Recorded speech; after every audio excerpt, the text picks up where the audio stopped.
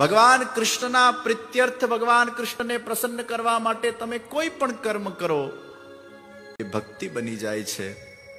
અને કર્મને આપણે ભક્તિ બનાવવાની છે. આપણા ડે ટુ ડે રૂટીનના અંદર શ્રી કૃષ્ણ ભગવાનને આત્મસાત કરવાના છે. તમે ઓફિસમાં ક્યાંક ટેબલ પર બેઠા હો ને, અથવા તમારા ઘરે સોફા પર બેઠા હો, અથવા નાના છોકરાઓ એ પોતાના રૂમમાં એ ભણવા માટે પોતાના રીડિંગ ટેબલ પર બેઠા હો, બસ થોડુંક ભાવન કરી લો, થોડુંક આવું સ્મરણ કરી લો. कुछ पल के लिए कृष्ण को याद करके बस इतना सा कह दो, आ मारा सामेनी चेयर पर छे ने मारो कृष्ण वासुड़ी लईने बैठो छे, आ मारा बाजूना सोफा पर आ कृष्ण भगवान मने भले देखाई नहीं रह्यो पण विराजमान छे. क्या रीडिंग टेबल ऊपर तमे भणता हो, मेरा कृष्ण यहां विराजमान है. तमे गाड़ी चलावता हो અને કદાચ બાજુની સીટ પર કોઈ ન બેઠું હોય તો ગાડી ચલાવતા વખતે પણ એવું ભાવ કરજો, આ બાજુમાં કૃષ્ણ બેઠો છે. અને કદાચ બાજુમાં કોઈ બેઠું હોય ને તો એમ ભાવ કરજો પાછળ કૃષ્ણ બેઠા છે. અને આખી ગાડી ફૂલ હોય ને તો એમ ભાવ કરજો મારા હૃદયમાં કૃષ્ણ બેઠો છે. અને હૃદયમાં વિરાજમાન થઈને એ કૃષ્ણ મારા પાસે આ કર્મ કરાવી રહ્યો છે. और यही भक्ति की परिभाषा है. येन केन प्रकारेण हम हमारे जीवन के प्रत्येक कर्मों को भगवान के श्री चरण में समर्पित करते हुए वो कर्म को हम भक्ति बना दे. એટલે ભક્તિ સદા કૃષ્ણ સેવા સદા કાર્ય. 1 મિનિટની, 5 મિનિટની, 10 મિનિટની ભક્તિ નથી, સતત શ્વાસ શ્વાસમાં ભક્તિ છે. મારી એક જગ્યાએ પધરામણી હતી. એક 7 વર્ષનો છોકરો તિલક વિલક કરીને બેઠો તો, તેજસ્વી, એના મુખ પર ખૂબ તેજ, એની આંખોમાં એવી નિર્મલતા હતી, એવી પવિત્રતા હતી. મેં દીકરાને પૂછ્યું, બેટા તારે શું બનવું છે? તો મોટા ભાગે આપણે છોકરાઓને પૂછીએ તો એમના જવાબ બહુ કોમન હોય. અને ઘણા નાના છોકરાઓના તો 90% એક જ જવાબ હોય, મારે ક્રિકેટર બનવું છે. બધા ટેણિયાઓને ક્રિકેટ બહુ ગમે, મારે ક્રિકેટર બનવું છે. કોઈ કે મારે ડોક્ટર બનવું છે, કોઈ કે એન્જિનિયર બનવું છે, કોઈ કે મારે ધંધો કરવો છે. અને ઘણાના પાછા વિચારો તો પોતાના પિતાથી પ્રેરિત આવતા હોય. પિતા જે વ્યવસાયમાં હોય, પિતા જે કરતા હોય, માતા જે કરતા હોય એ એમને કરવાની ઈચ્છા થઈ જાય. આ કંઈક વિરલ છોકરો હતો. બેટા તારે શું કરવું છે, શું બનવું છે? એને બહુ સરસ વાત કરી, જે મારે સૌથી પહેલા કંઈ પણ બનતા પહેલા મારે કૃષ્ણના ભક્ત બનવું છે. હું કંઈ પણ બની જાઉં મારા જીવનના અંદર, પણ અગર હું ભક્ત ન હોઉં, મારે કૃષ્ણના ભક્ત બનવું છે. આટલા નાના છોકરામાં આ પ્રકારની ભાવના. પછી મેં પૂછ્યું, તારે ભક્તિ જ કરવી છે કે બીજું કંઈ પણ કરવું છે? એને બહુ સરસ વાત કરી, મારે ભક્તિથી બધું જ કરવું છે. હું આ જ ભક્તિથી મારા પરિવારનું પોષણ પણ કરીશ, હું આ જ ભક્તિથી મારા ઠાકોરજીની સેવા પણ કરીશ, હું આ જ ભક્તિથી મારો વ્યવસાય પણ કરીશ, હું આ જ ભક્તિથી મારા જીવનના અંદર સામાજિક માનવતાના કાર્ય પણ કરીશ, અને હું આ જ ભક્તિના વડે મારા આત્માનું કલ્યાણ પણ કરીશ. આ 7 વર્ષનો છોકરો, હું એને જોઈને બહુ પ્રભાવિત થયો. એક 7 સાલ કે બાલક કે અંદર ઇતના ભાવ. અને એટલે જ આપણે કંઈ પણ બની જઈએ, કેટલી પણ ઊંચાઈ પર પહોંચી જઈએ, કેટલા પણ શિખરોને આપણે સર કેમ ના કરી જઈએ, પણ એક પ્રશ્ન પોતાના અંતરાત્મામાં ચોક્કસ પૂછજો, આપણે ભક્ત બન્યા કે નહીં? हम धनवान बन गए, संपत्तिवान बन गए, हमने एकेडमिक डिग्री को हासिल कर दिया, आपने जो भी चाहा था आपके पुरुषार्थ बल से आपने पा लिया, लेकिन एक प्रश्न अपने अंतरात्मा से करना, आप भक्त बने કે ન બને? અને ભક્તિ એટલે ભગવાન શ્રી કૃષ્ણને આત્મસાત કરવું, ભગવાનને પ્રેમ કરવું, આ ભક્તિ છે. ભગવાન સાથે સોદા તો બહુ લોકો કરશે, ગીવ એન્ડ ટેક ભક્તિ બહુ લોકો કરશે, ટર્મ્સ કન્ડિશન વાળી ભક્તિ બહુ લોકો કરશે. ભગવાન હું તારા માટે આટલું કરું, તું મારા માટે આ કર, આ તો સોદાબાજી થઈ. ભગવાન સાથે બિઝનેસ તો બહુ લોકો કરશે, બહુ ઓછા લોકો એ નિષ્કામ ભાવથી ભગવાન શ્રી કૃષ્ણને પ્રેમ કરી શકે છે.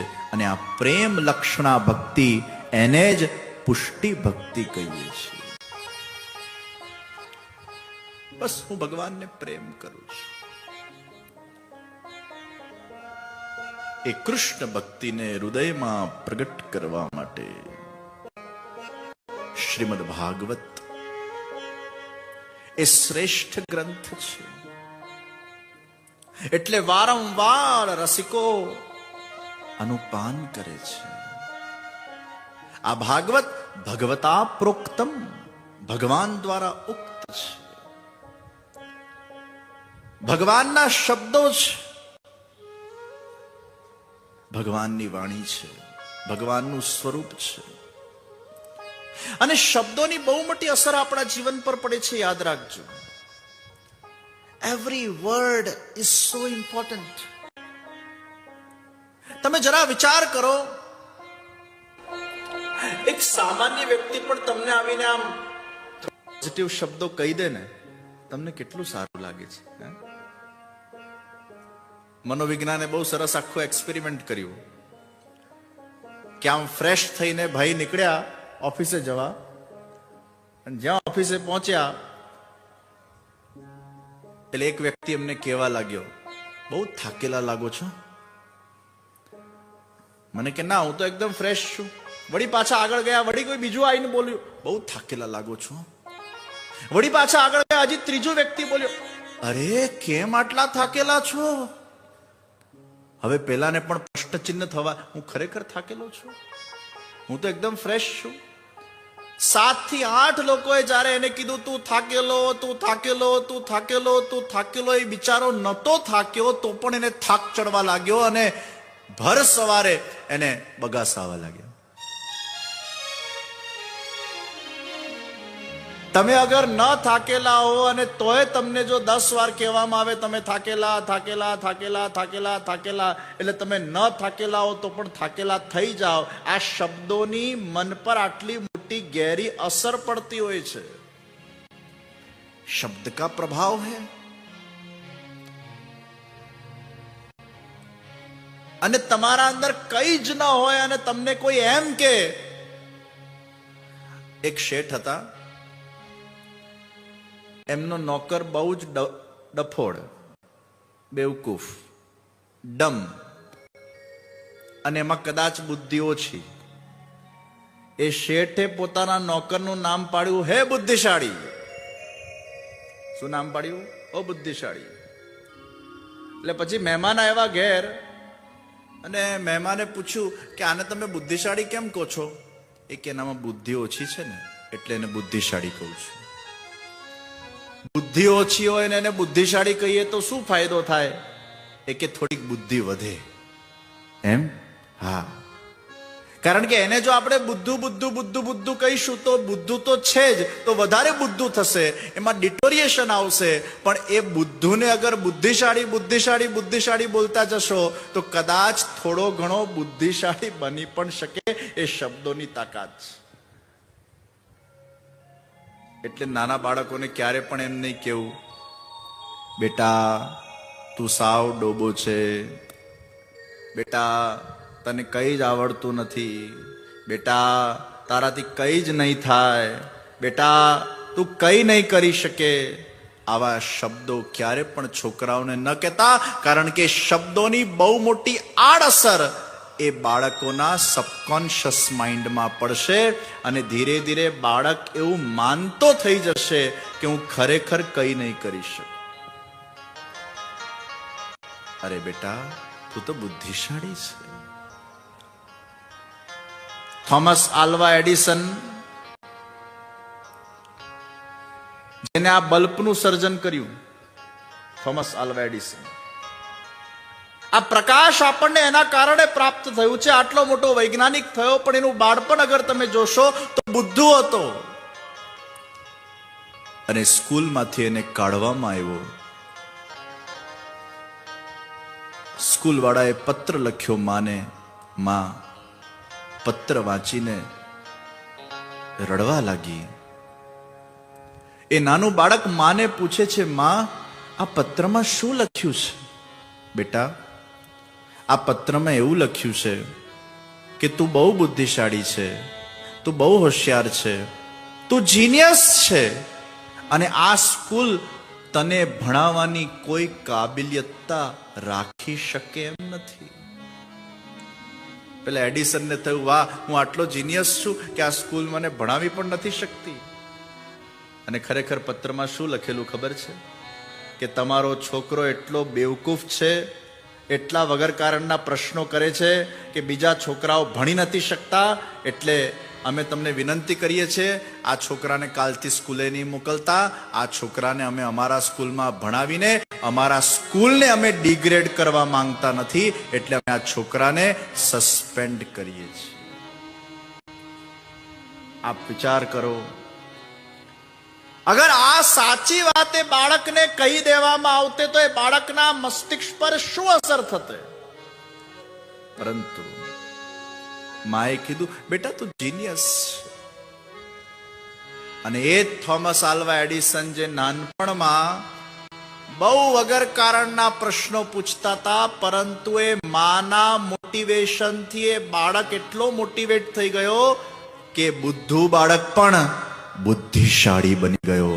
આ મોટિવેશનનો પ્રતાપ છે, આ શબ્દોની અસર છે. આપણું મન બહુ સેન્સિટિવ છે ને આપણા મન ઉપર શબ્દોની બહુ મોટી ગહેરી અસર પડે છે. એટલે જ તો ઘણીવાર આપણને કોઈ કહી જાય તો કેટલું ખોટું લાગી જાય છે.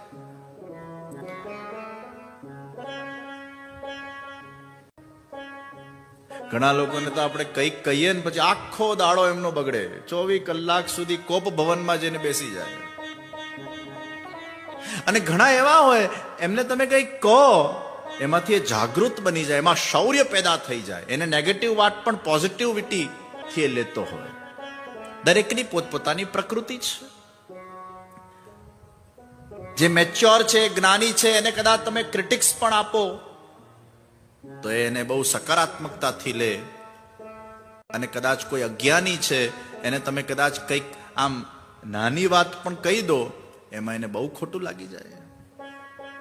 આ ખોટા લાગવાનો સ્વભાવ છે ને, એ બાળકોનો છે. અને આજે પણ આપણે જોઈએ છીએ કે 50 વર્ષના ઉંમરના વ્યક્તિ પણ ખોટા લગાડીને ફરતા હોય ને, એ બાળક બુદ્ધિના છે. જેને વારંવાર ખોટું લાગે ને, સમજી લેવું હજી એ બાળક બુદ્ધિ મેચ્યોર થઈ નથી. अभी भी ये बच्चे ही है, क्योंकि बच्चों को बुरा ज्यादा लगता है, जो बड़े हो जाते हैं फिर उनको बुरा कम लगता है. એટલે કોઈ 50 વર્ષના વ્યક્તિને પણ કદાચ બહુ નાની નાની વાત પર ખોટું લાગી જાય, ભલે તમે એવું કહેતા નહીં બાળક બુદ્ધિ છો, એને પાછું ખરાબ લાગી જશે. પણ તમારે સમજી લેવાનું કે બાળકોને ટેકલ કરવા પડે. એમ કદાચ 60 વર્ષની ઉંમરે, 70 વર્ષની ઉંમરે પણ કદાચ કોઈ વ્યક્તિને બહુ ઝીણી ઝીણી વાત પર ખોટું લાગી જતું હોય તો તમારે એમ મનમાં માની લેવાનું, આ બાળક જેવા છે, હવે આની સંભાળ અમારે જ રાખવી પડશે.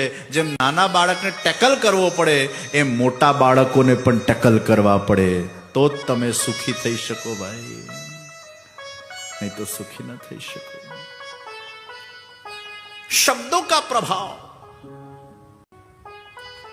એક એક્સપેરિમેન્ટ કરવામાં આવ્યું કે પાણીના સામે અમુક શબ્દો બોલવામાં આવ્યા અને પ્રયોગ કરવામાં આવ્યો કે પાણીમાં એની શી અસર પડે છે. બહુ સમજવા જેવું છે. તો પાણીના સામે એમ કહેવામાં આવ્યું, હે પાણી, હું તને પ્રેમ કરું છું, હું તને પ્રેમ કરું છું, હું તને પ્રેમ કરું છું, હું તને પ્રેમ કરું છું. અને એ પાણીને જ્યારે સતત આવું કહેવામાં આવ્યું કે હું તને પ્રેમ કરું છું, હું તને પ્રેમ કરું છું, હું તને પ્રેમ કરું છું, તો એ પાણીના મોલેક્યુલ્સમાં જુદા જુદા ફ્લાવરના અલગ અલગ પ્રકારના શેપ્સ બનવા લાગ્યા. અને એની ફોટોગ્રાફી કરવામાં આવી. અને એ જ પાણીને જ્યારે એવું કહેવામાં આવ્યું, I hate you, hate you, hate you, hate you, hate you, ત્યારે એના આખા મોલેક્યુલ્સ બદલાવા લાગ્યા. કોઈ શેપ એમાં ન બન્યો અને આમ તરંગો અલગ પ્રકારની થઈ. મોલેક્યુલ્સ આખા છિન્ન ભિન્ન થઈ ગયા. એ જ પાણીના સામે જ્યારે મંત્રોચ્ચાર કરવામાં આવ્યા ત્યારે એના આખા મોલેક્યુલ્સમાં પરિવર્તન આવી ગયું. તમે વિચાર કરો, પાણીના સામે અગર હું તને પ્રેમ કરું છું, હું તને હેટ કરું છું, અથવા મંત્રોનું જ્યારે ગાન કરવામાં આવ્યું ત્યારે પાણીમાં બહુ જ મોટું પરિવર્તન જોવા મળ્યું. અગર પાણીમાં પરિવર્તન આવે તો આપણા અંદર તો 72% પાણી છે. એ શબ્દોની કેટલી મોટી અસર આપણા પર પણ પડતી હશે, કારણ કે પાણીમાં પડે તો આપણામાં પડે જ.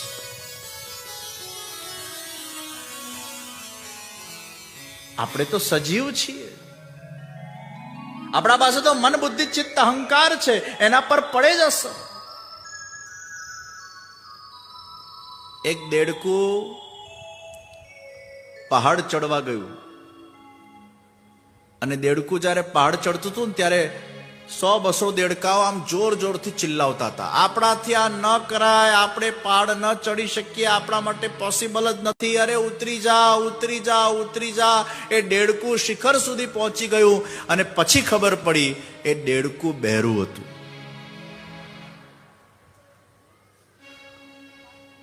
જો એને સંભળાતું હોત તો કેટલો डिमोटिवेट થઈ जाता. जीवन के अंदर अगर कोई लक्ष्य को आपको प्राप्त करना है, अगर आपको आगे बढ़ना है, अगर आपको सफलता के शिखर के ऊपर पहुंचना है, तो एक चीज आप खास ध्यान में रखना, कौन क्या कहता है उस पर ध्यान मत दो. आपको क्या करना है और आपको कहां जाना है और आपको कौन से लक्ष्य को पाना है उस पर आप ध्यान केंद्रित कीजिए. कौन क्या कहता है उस पर ध्यान मत दो. બહેરા બની જવાનું. ભક્તિ કરવા જઈએ તો વળી પાછા અમુક કે ભગતડો થઈ ગયો, ભગતડી થઈ ગઈ. અત્યારે આ ઉંમરે ભક્તિ થાય? બિચારો 25 વર્ષનો યુવાન કદાચ તિલક કરીને જતો હોય એના સ્કૂલમાં કે કોલેજના અંદર, અને પછી લોકો એને ચીડવે, અરે આ તો કઈ ભક્તિ કરવાની ઉંમર છે. જરા પણ ગભરાશો નહીં, તમે તિલક કરીને જાઓ. તિલક આપણું ગૌરવ છે. ને એક વસ્તુ યાદ રાખવાની જરૂર છે કે જીવનના અંદર ક્યારે પણ તમે અગર સતપથ પર આગળ વધતા હો, સત્યના માર્ગે આગળ વધતા હો, પરમાત્માના માર્ગે આગળ વધતા હો, ધર્મના પથ પર પથિક બનીને આગળ વધતા હો, તો કોઈનાથી ગભરાવાની જરૂર નથી, કારણ કે તમે કંઈ ખોટું નથી કરી રહ્યા. પણ હા, ખોટું કરતા પહેલા 10 વાર વિચાર કરજો કે ઈશ્વર મને જોઈ રહ્યો છે.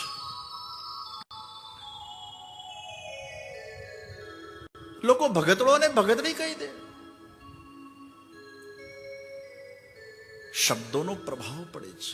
અને તમને કોઈએ ભગતડી કે ભગતડો કીધો અને તમે બીજા દાડે તિલક કાઢીને સ્કૂલમાં કે કોલેજમાં ગયા, તો જીત કોની થઈ? જે કહેવા વાળા હતા એની જીત થઈ.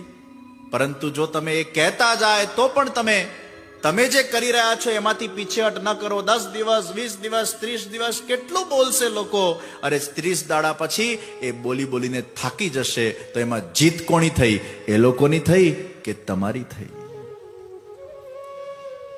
हमारा कॉन्शियस क्लियर होना चाहिए, हम क्या कर रहे हैं, क्यों कर रहे हैं, किस लिए कर रहे हैं, हमारे एथिक्स क्या है, हमारे प्रिंसिपल्स क्या है, हमारी वैल्यूज क्या है. तो शब्दों का एक प्रभाव है. आप सोचिए, एक साधारण व्यक्तियों के शब्दों का भी इतना बड़ा प्रभाव अगर जनमानस के ऊपर पड़ता हो, एक मोटिवेशनल स्पीच भी अगर आपको झकझोर के रख सकती हो, वो शब्द आपके गहराई तक पहुंचकर आपके जीवन को परिवर्तित कर सकते हो. अगर साधारण व्यक्ति के शब्दों का भी जीवन पर इतना बड़ा प्रभाव पड़ सकता है, तो साक्षात भगवता प्रोक्तम भागवतम, वो ग्रंथ का आपके जीवन में क्या प्रभाव नहीं पड़ सकता है? कितना बड़ा प्रभाव पड़ सकता है. ये वेद, उपनिषद, भगवत गीता, भागवत, ब्रह्मसूत्र आदि, આ બધા ભગવદ ગ્રંથોનો કેટલો મોટો પ્રભાવ પડે. અને એટલે જ જીવન જીવવાની કળા, આદર્શ કળા ગીતાજી શીખવાડે, આદર્શ રામાયણ આપે. જીવનનો આદર્શ રામાયણ છે. જીવન જીવવાની કળા એ ભગવદ ગીતા છે. અને જેને પોતાના જીવનમાં પોતાનું મૃત્યુ સુધારવું હોય અને જીવનનું કલ્યાણ કરવું હોય, એ શ્રેષ્ઠ ગ્રંથ એ શ્રીમદ ભાગવત છે. ये हमारे मृत्यु को सुधारता है. भिद्यते हृदय ग्रंथि छिद्यते सर्व संशयाः. सर्व प्रकार के संशयों को दूर करने के लिए श्रीमद् भागवत की कथा अक्सीर है. सभी प्रश्नों का यहां समाधान है. काल व्याल मुखग्रास त्रास निर्नाश हेतवे श्रीमद् भागवत शास्त्रम कलौ कीरेण भाषितम. काल व्याल मुखग्रास त्रास निर्नाश हेतवे. मृत्यु के भय से भी जो दूर करती है, अभयदान निडरता, और मृत्यु को जो सुधारती है, वो भागवत है. आ कलियुगना भयंकर ત્રાસમાંથી પણ જે તારે એ આ નૌકા એ શ્રીમદ ભાગવત છે. તો भिद्यते हृदय ग्रंथि छिद्यते सर्व संशयाः. આપણે કથાને જ્યારે શ્રવણ કરીએ ત્યારે ઘણા બધા આજના યુવાનોને, બાળકોને તો જાત જાતના પ્રશ્નો થાય, અને ઘણા બાળકોને અમુક પ્રશ્નો થાય પછી આપણે એના એ વખતે ઉત્તરો ન આપી શકીએ, કારણ કે પછી એ વખતે એ લોકોની એવી સમજણ શક્તિ નથી હોતી અમુક વસ્તુ સમજવાની. છતાંય આપણે આપણી બુદ્ધિ પ્રમાણે પ્રયાસ કરીએ એમને સમજાવવાનું, પણ ઘણા બાળકોના પ્રશ્નો આઉટ ઓફ સિલેબસ હોય છે, અને આઉટ ઓફ સિલેબસના પછી એમને ઉત્તરો આપવા એ ઘણીવાર મા બાપ માટે કઠિન થઈ જાય. પછી કહેવું પડે, બેટા તું થોડોક મોટો થશે ને, તારી બુદ્ધિ થોડી પરિપક્વ થશે તો આ વિષયને તું પ્રોપરલી સમજી શકશે. પછી એને દાખલો આપવો પડે કે બેટા પહેલા ધોરણના અંદર તું ભણતો હોય, પછી તને 10માનું સિલેબસ આપીએ તો તારા બુદ્ધિમાં ચડે. એના માટે 10મામાં આવવું પડે પહેલા, અને તું 10મામાં આવશે ને પછી એ સિલેબસને બહુ સારી રીતે સમજી શકશે. તો ઘણા બાળકોના પ્રશ્ન આઉટ ઓફ સિલેબસ હોય છે, જે એમના માટે અત્યારે અપ્રોપ્રિએટ નથી. એમાં થોડીક પ્રતીક્ષા કરવી પડશે, થોડાક એમને મોટા થવા દેવું પડશે. તો કથા શ્રવણ કરતા આપણામાં વિપરીત ભાવના પણ ઘણીવાર જાગે અને અસંભાવના પણ જાગે. વિપરીત ભાવના એટલે રાવણના 10 માથા હતા તો ઊંઘતો કેવી રીતે હતો? આ વિપરીત ભાવના. એક ધોબીના કહેવાથી ભગવાન શ્રી રામે સીતાજીનો ત્યાગ કરી નાખ્યો, આ વિપરીત ભાવના. આટલી બધી ગોપીઓ સાથે ભગવાન રાસ રમે અને 16,000 રાણીઓ સાથે કઈ રીતે રહેતા હશે? આ વિપરીત ભાવના. તમે કથા શ્રવણ કરો એટલે તમારામાં અજ્ઞાનતાના કારણવશ આવી વિપરીત ભાવનાઓ પણ જન્મી શકે, અને ઘણાના અંદર અસંભાવના પેદા થાય. અસંભવ, આ કેવી રીતે સંભવ થયું? અગત્ય મુનિ સમુદ્ર પી ગયા, નોટ પોસિબલ. एक 7 साल का सावरा गिरिराज जी को उठा ले 7 दिन तक, नॉट पॉसिबल. असंभावना, विपरीत भावना. तो असंभावना ने विपरीत भावनाનું પણ સમાધાન એ ભાગવત આપે છે. જ્યારે તમે ભાગવતના ગુડાર્થોને સમજો, श्री भागवत गुड़ार्थ प्रकाशन परायण, श्री महाप्रभु जी वो भागवत जी के गुणार्थों को प्रकाशित करने के लिए प्रकट हुए हैं.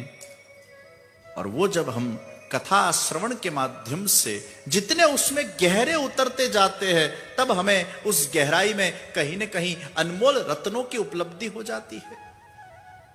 समुद्र को केवल बाहर से देखोगे तो लहर दिखेगी, समुद्र को अगर चखने का प्रयास करोगे तो उसमें आपको खाराश मिलेगी. कुछ और भीतर जाओगे तो मछलियां मिलेगी, लेकिन और उसके तह तक जाओगे तो कहीं आपको रत्न की भी उपलब्धि हो जाती है जब आप उसके तह में जाते हो. और इसलिए शब्दार्थ, भावार्थ और गुणार्थ भगवान की दिव्य लीला उनके गुणार्थों में जाना पड़ेगा। और जब आप गुणार्थों में जाते हो तब आपकी विपरीत भावना, असंभावना का आपको समाधान मिल जाता है। और आप याद रखें, भगवान कौन है? पूर्ण पुरुषोत्तम है। कर्तुम अकर्तुम अन्यथा कर्तुम। પૂરબમાંથી સૂર્યને ઉગાડી શકે એ કર્તુમ, પશ્ચિમમાંથી સૂર્યને ઉગાડે એ અકર્તુમ, અને સૂર્યને ઉગાડે જ નહીં અન્યથા કર્તુમ.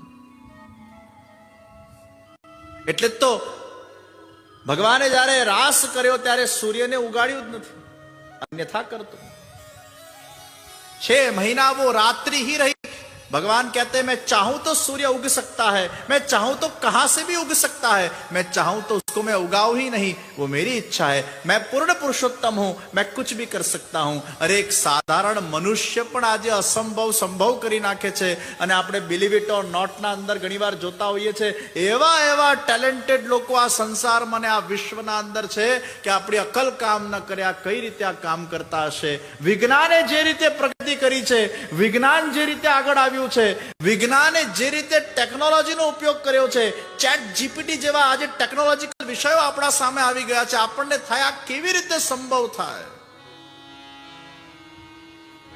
આજે મોબાઈલ ટેકનોલોજી હોય, કોમ્પ્યુટરની ટેકનોલોજી હોય, હવાઈ જહાજની ટેકનોલોજી હોય, રોકેટની ટેકનોલોજી હોય, આ ટેકનોલોજીઓ કઈ રીતે બની? એક માણસ અગર અસંભવ સંભવ કરી નાખતું હોય, એ માણસ ને બનાવનાર ઈશ્વર એ શું ન કરી શકે? શ્રી પ્રભુને પ્યારા શ્રી યમુનાજીના લાડીલા એવા રસિક સત્સંગી વૈષ્ણવોને જે શ્રીના આ વચનામૃત ગમ્યા હોય તો આ વિડીયોને લાઈક કરજો, શેર કરજો અને કમેન્ટ બોક્સમાં જય શ્રી કૃષ્ણ જરૂર લખજો। અને અમારી ચેનલ શ્રી વલ્લભને સબસ્ક્રાઇબ કરવાનું ભૂલશો નહીં। સર્વે વહાલા વૈષ્ણવોને ભાવથી જય શ્રી કૃષ્ણ।